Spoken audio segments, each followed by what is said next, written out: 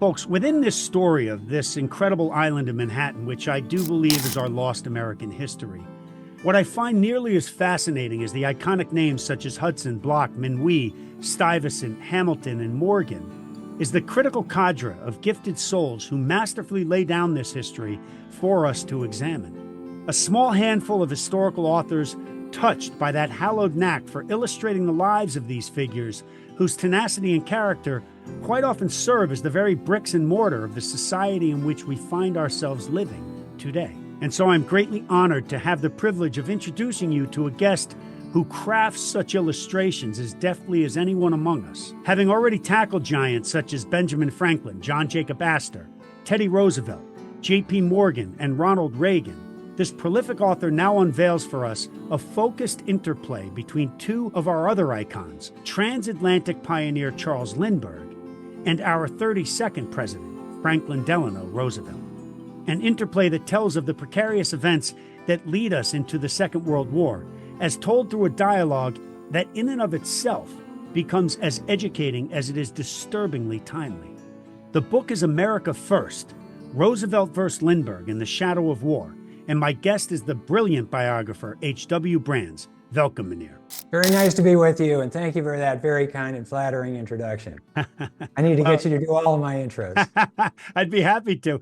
It's true, and anybody who knows your work will agree with me, and anybody who doesn't is going to find out as soon as they open up one of your books. I really appreciate you taking the time to join me. My focus is, as I said, I really focus on the history of Manhattan from 1609 to 1909, because as I've said, I do view it as very much of our lost American history, because the events that emanate from Manhattan Island during that period, more than any other place that I can think of, would come to define the society in which we live today. And of course, your book focuses mostly on events between like 1939 and 1941. Yeah. But I want to point out something you say about Charles Lindbergh towards the end of the book. You're sort of wrapping up. I think this is in your epilogue. He resented the city. He resented cities and the complexities of industrial life. He longed to escape to the countryside and implicitly to the past. As his own life grew more complicated, the attraction of earlier, simpler times grew stronger. Your book, for me, is very much a story about America. It's a very real and a very poignant story, a very important one, I think. Did I read it correctly? Yeah, I think you did. I'm glad I got that point across, because Lindbergh is a really pivotal character. In some ways, he's the most modern individual of his time. He's the guy who flew across the Atlantic. He was at the cutting edge of technology. Nobody knew more about aeronautical engineering and everything they required to put a plane in the air, keep a plane in the air, than Charles Lindbergh did. But his vision was not of the future. He was a backward-looking person. In fact, the thing he liked most about flying was not the speed, not the thrill, but the fact that it would take him up in the air and where he could be by himself. He could get away from all that stuff on Earth that bothered him. He was somebody who was really a bad fit in the 20th century, in modern times, because he always longed for an earlier time, a time that was less spoiled as he saw it. He, again, although he had the advantages of civilization and science, he always begrudged civilization. And that's a story that is as old as America. So Americans, come from Europe, they come from various other places, and they conquer this continent, and by some standards, they despoil the continent, but at the same time, they realize that they're losing something. And so almost as soon as the first sort of frontier develops in America, there's a feeling that, that the unspoiled wilderness, that's the best of America. And I should add that in the 1890s, this caused a real crisis of American confidence when it became apparent there wasn't any frontier left. There wasn't any empty land left. From the early 1600s, were the first colonies on the East Coast, until the middle of the 1800s, There was always this notion. It was more prospective than actually acted upon, that if things get bad here, wherever here is, we can move west and start over again. But by the 1890s, there's no place to move to in America. Now, Americans kind of finesse this, say, well, okay, our future is now overseas. So we'll find new places to go, but it was a very different kind of thing. So yes, Lindbergh lived in the early part of the first 2/3 of the 20th century, but his soul was really back in the 19th century. Yeah, he's like a 19th century guy. Yeah. And the whole idea is we're going forward here. That's the idea. And it's Yeah. crazy that we're like, we view in the context of this book, we view him as like the curmudgeon, like, oh, come on, buddy. We got a war to fight. Let's go, you know? And he's like, no, Yeah. I don't want to get into World War II, you know? Well, and so this is, it's an interesting part of the Lindbergh story. It complicates a bit the argument, the debate that he's having with Franklin Roosevelt, because this debate is over whether the United States, narrowly speaking, should the United States get more deeply involved in the war that's going on in Europe. And then an aspect of that is that, will that mean we also get involved in the war that's going on in Asia? But broaden the lens just a little bit. And what Roosevelt is saying is that America needs to step forward and take world leadership. So Roosevelt has this very expansive view of what America's future should be. And Lindbergh says, no, no, no, we don't want to do that. We have 150 years of our national history going back to the 1770s and 1780s, and it's always served us very well to keep focus on our own part of the world.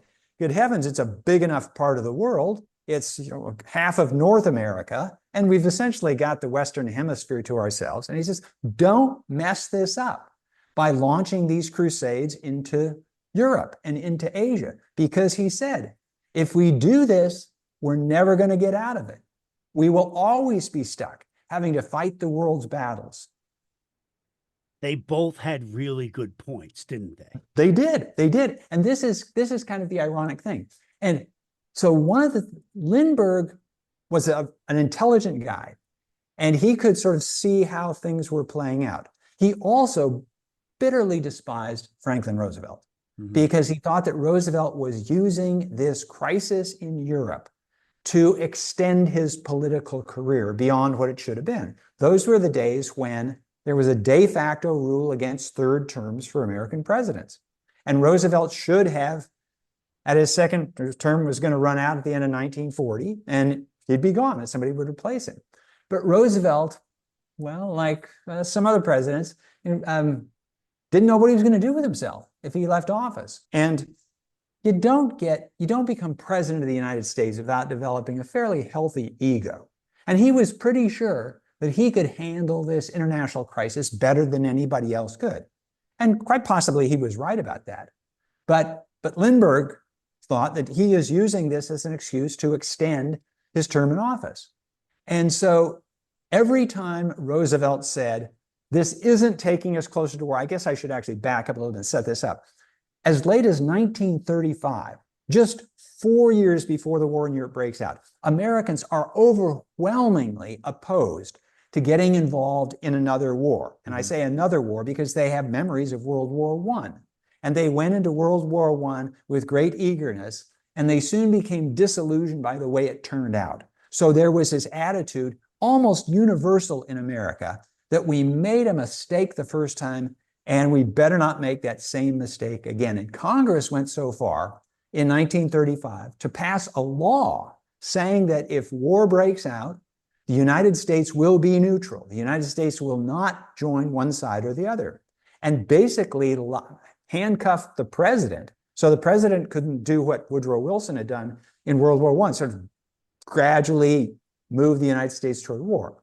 But that's exactly what Franklin Roosevelt did. He had to do it carefully, and he succeeded. Now, with the help of events overseas, with the help of bad guys like Hitler, in changing Americans' minds. And this is what Lindbergh was fighting against. He said, don't go down that road. He didn't trust Roosevelt, but he also didn't trust Roosevelt's vision of the world.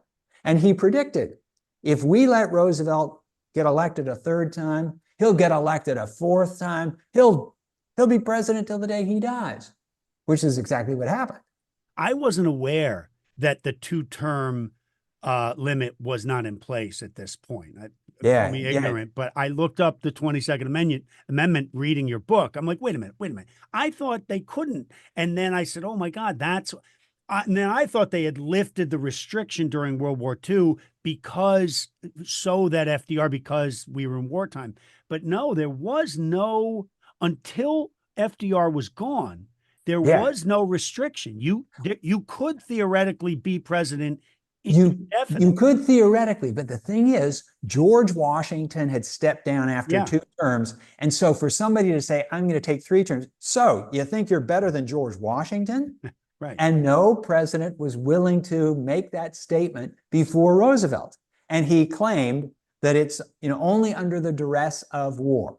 Maybe so, but he certainly took the opportunity. And you mentioned the 22nd Amendment. Well, it was passed to make sure there wouldn't be any more Franklin Didn't happen Roosevelt. again. Yeah, and they even put a stipulation in there that would eliminate the Teddy Roosevelt situation where he took over within the first year, and they said, okay, if you take over and you do more than 2 years of any given term, that counts as a term too. Yeah. So it's amazing what you learn when you read.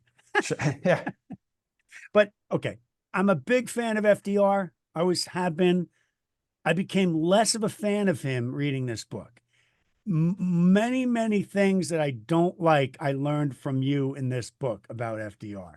And I think Lindbergh had good reason to not trust him.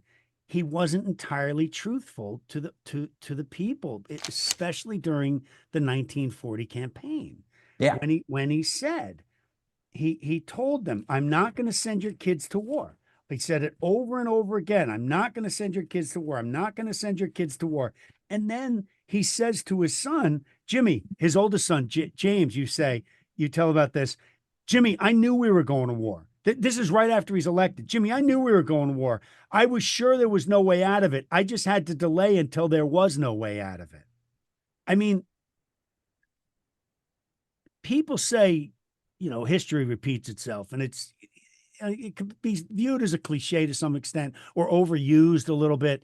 But in this situation, this book rattled me because I got 2 young adult sons and a young adult daughter, and the realities of war coming down resonate with me. I mean, as they do with everybody, but I really pay attention to it.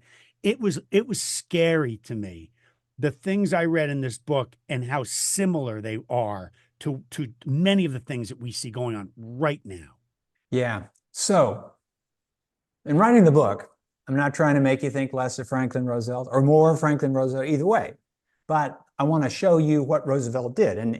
And setting this book up as essentially a debate between these 2 guys allows me, each one can cast the most dirt at the other. And so each one alleges the worst in the other. And you can sort of see how things turn out. But I'll say this, that many people perhaps should take issue with the way that Roosevelt got to the result he wanted to get to. Because he clearly lied about things. He certainly cast things in a misleading perspective. He kept saying that by giving aid to Britain, it will actually decrease the chances that Americans will have to go to war because the British will defeat the Germans by themselves. Well, that was a pipe dream, but Roosevelt understood. Roosevelt, long before he admitted it, even to his son Jimmy, he was convinced that the United States not only would have to go to war, but the United States ought to go to war. Because Roosevelt believed that the United States ought to take the lead in global affairs.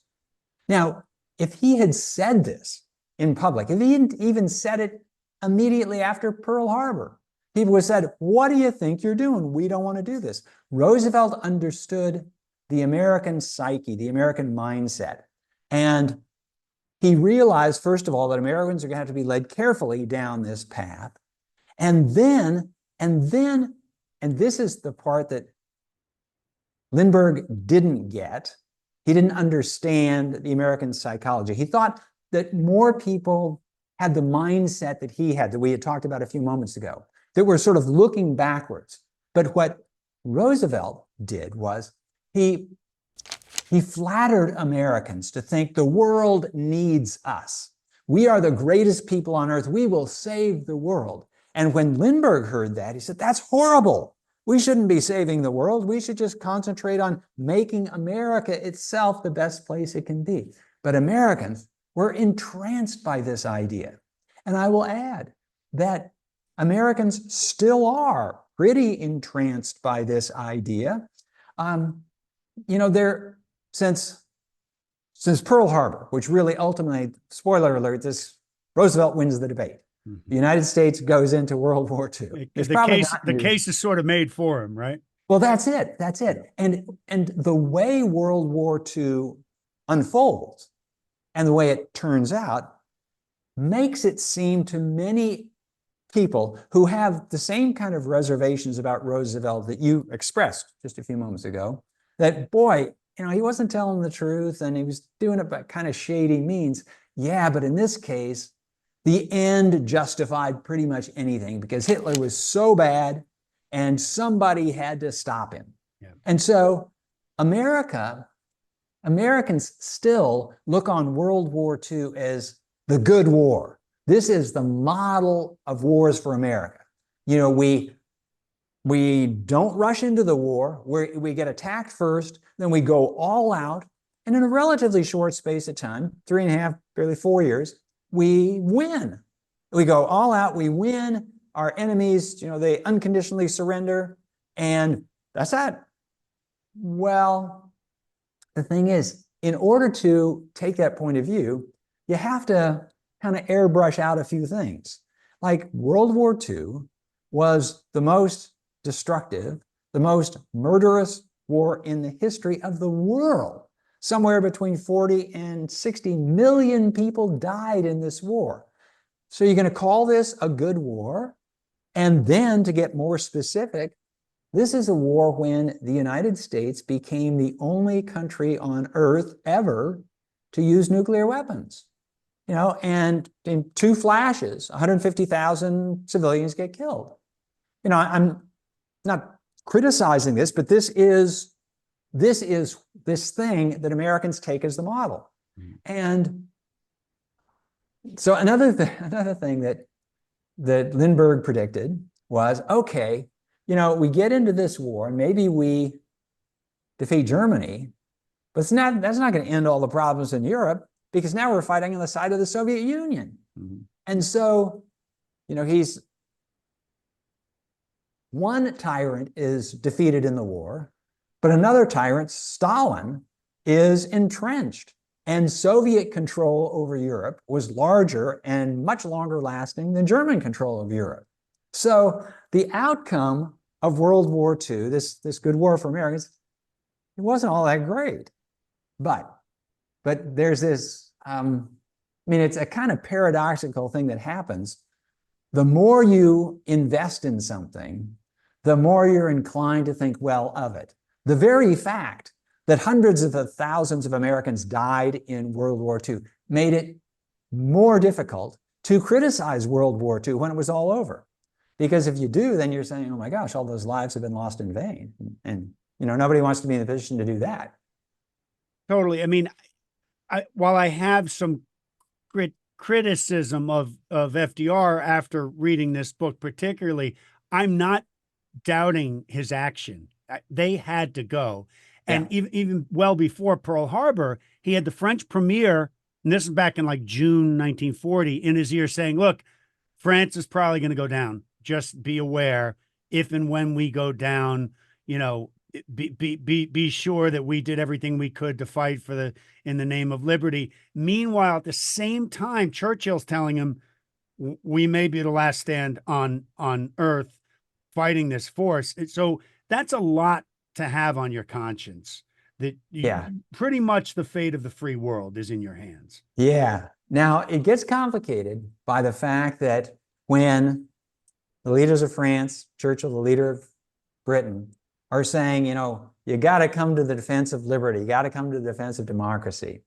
Well, yeah, but bear in mind that the French had this empire that wasn't at all democratic. They controlled half of Africa, and there was no democracy there. They controlled Southeast Asia. There was no democracy there. So bailing out France would be bailing out France's undemocratic control over this great empire, and even more with Britain.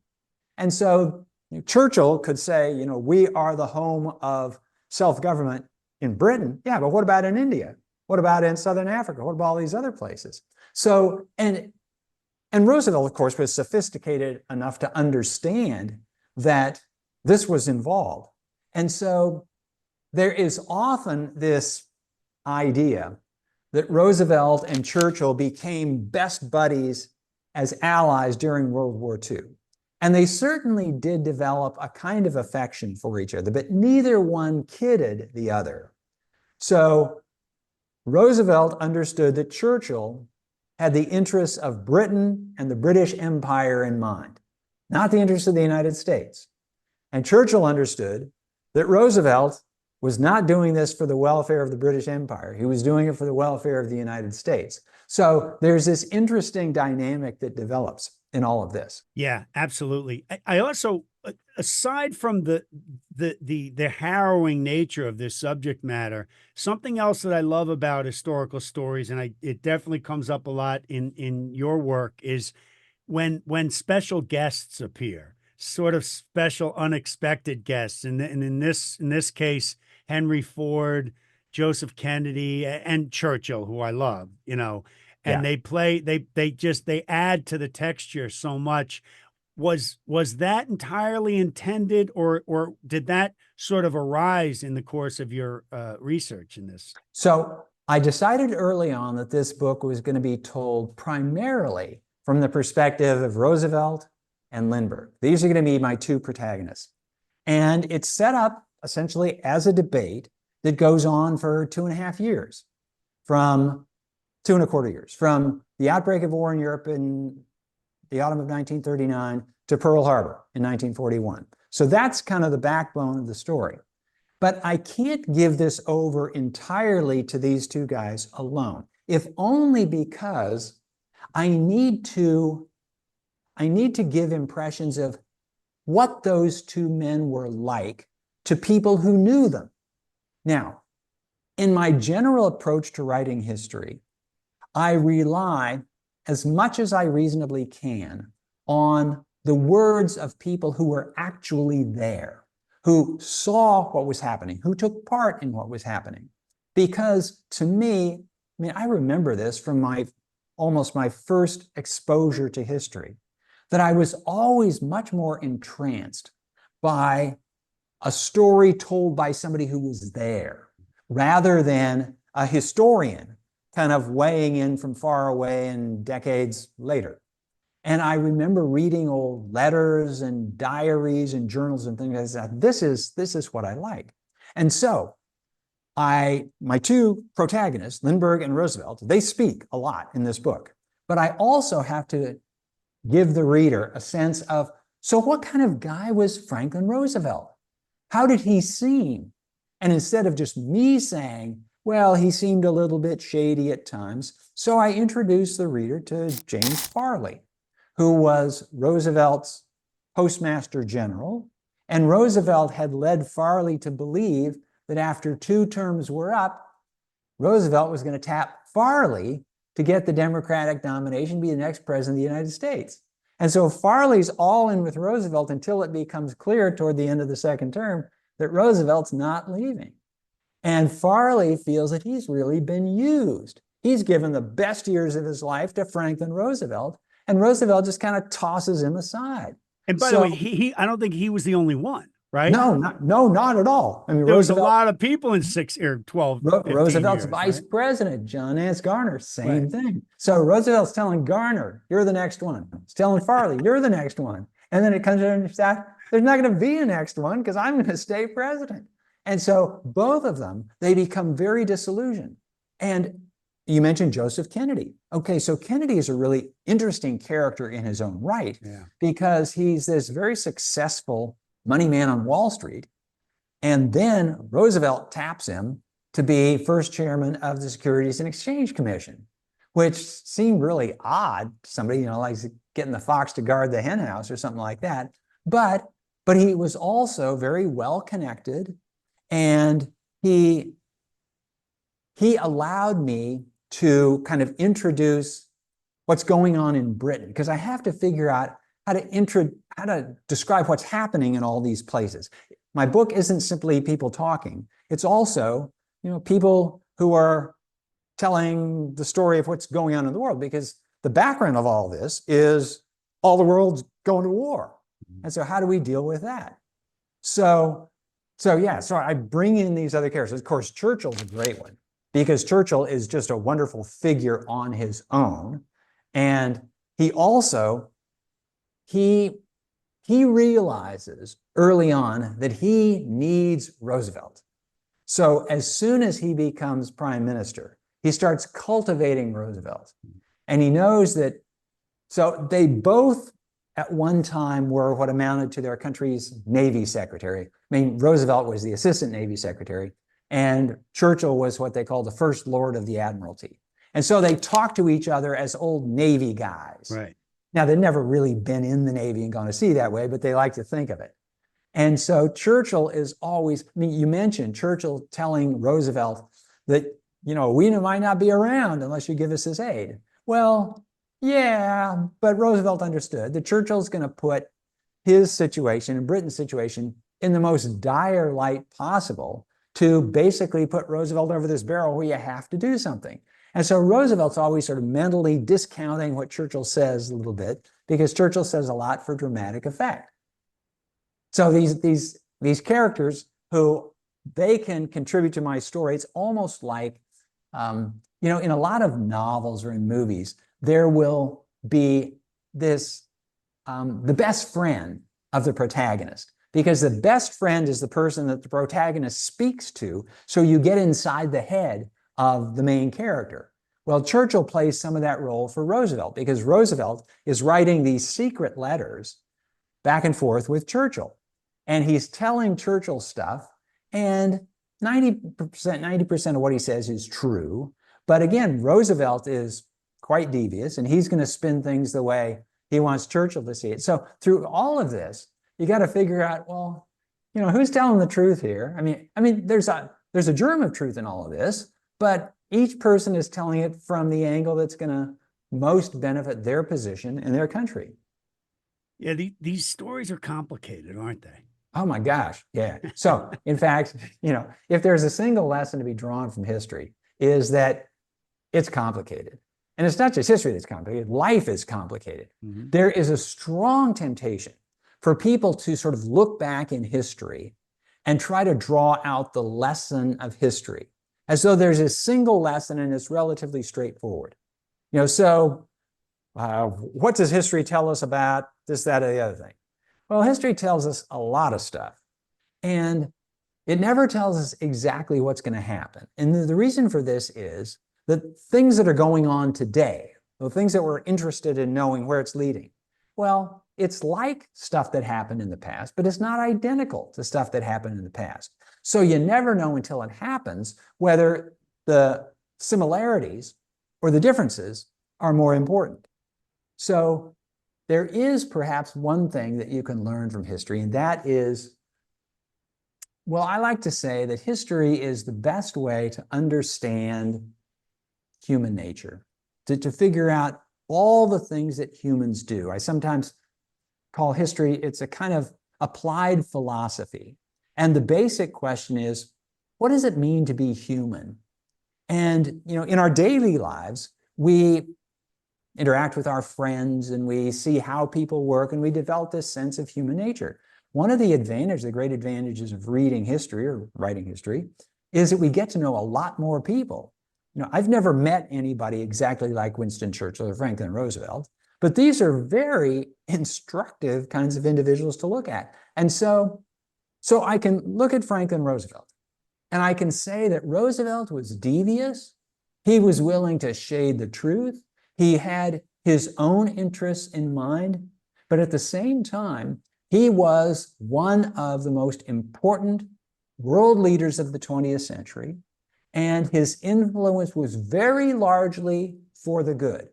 I'm not going to claim it was 100% for the good, but nobody ever is. But Roosevelt, on balance, did really wonderful things for the world. So what kind of person is able to pull that off? If Roosevelt had been more straightforward, if Roosevelt had adopted a code of morality that you would expect in a friend, he wouldn't have been the leader he became, because he recognized. So he thought it was necessary for America, for the world, that he be president after 1940. Okay, so he's able to say, thanks, Jim Farley, you're out of here. Thanks, Jack Garner, you're out of here. You wouldn't want a friend to do that to you. But sometimes a president has to do that sort of thing. Yeah, and his son James had something to say about that later as well, where he said he thinks his father really liked being president and didn't want to walk away from it, that he didn't know what he would do with himself. And so Roosevelt, of course, Franklin Roosevelt was the second Roosevelt to be president of the United States. Theodore Roosevelt was his fifth cousin and also his uncle by marriage. And Theodore Roosevelt became Franklin Roosevelt's model for what a president does, how to become president, just sort of how to be president. And anybody who watched Theodore Roosevelt closely realized that Theodore Roosevelt was absolutely lost after the presidency. He didn't know what to do with himself. And he goes off to Africa on a safari. He comes back. He busts up the Republican Party because he gets talked into running again, and that doesn't work. And so he joins a third party. And so Franklin Roosevelt realized, I don't know what I'm going to do with myself, when I retire. So I don't think I'm going to retire. See if I can work that out. As I said before, start a new party, maybe. Yeah, you don't get to be president of the United States unless you think pretty highly of yourself. Yeah, agreed. What do you want people to know about this book and why it's important to you? So the way I have been putting it is in focusing on the election campaign of 1940, where these issues come out. That was one of the most important elections in American history for this question of what is America's role in the world. Until 1940, most Americans said, we don't want a world role. We'll settle for a North American role. We just want America to be the best it can be here. We don't have any grand designs, no great desire to remake Europe, to remake Asia, to make the world in our image to be a police power around the world. No, we don't want that. Roosevelt had an opposite view. And during the election of 1940, he didn't state quite openly that's what he wanted, but that's where he was going. And so America, by the time the US got into World War II, had made this decision, we want to be the leader of the world. And Americans have largely accepted that for the 84 years from 1940 until now. But in the last 10 years, there's been a rethinking of this. There were momentary rethinkings after Vietnam, but that didn't last. And so Donald Trump, the reason I call the book America First is that was both the name of the committee that Lindbergh spoke for, opposing American intervention in World War II. And it's also the name that was revived by Donald Trump for his 2016 campaign.